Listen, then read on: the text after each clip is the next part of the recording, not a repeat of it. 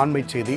Karur CBI அலுவலகத்தில் தாவேகா நிர்வாகிகள் 2ஆம் நாளாக விசாரணைக்கு ஆஜராகியுள்ளனர்.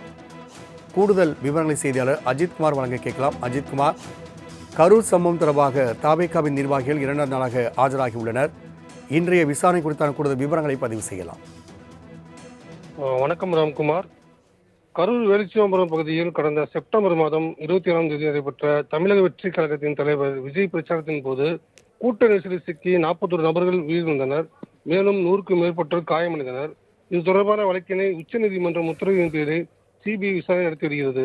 சிபிஐயும் தொடர்ந்து சம்பவம் நடந்த இடத்தில் அருகில் இருந்த வணிக நிறுவன உரிமையாளர்கள், பொதுமக்கள், அங்கு பாதுகாப்பு பணியில் இருந்த காவல்துறையினர் மற்றும் ஆம்புலன்ஸ் டிரைவர்கள் மற்றும் அதன் உரிமையாளர்கள், கூட்ட நெரிசலில் காயமடைந்தவர்கள் என தீவிர விசாரணை தொடர்ந்து நடத்தி வந்த நிலையில் உயிரிழந்த குடும்பத்தினரின் வீட்டிற்கு சென்று விசாரிக்கும் சிபிஐ குழுவாக பிரிந்து தொடர்ந்து விசாரணை மேற்கொண்டு வந்தனர்.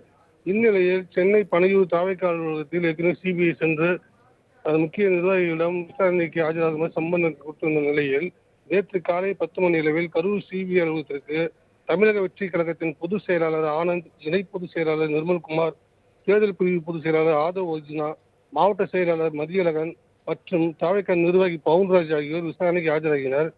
அவர்களிடம் தொடர்ந்து 10 மணிக்கு மேலாக சிபிஐ விசாரணை நடத்தினர். இந்த விசாரணை முடிவடையாததால் மீண்டும் 2ஆம் நாளாக கரூர் சிபிஐ அலுவலகத்திற்கு தாவேகா நிர்வாகிகள் இன்று ஆஜராகியுள்ளனர்.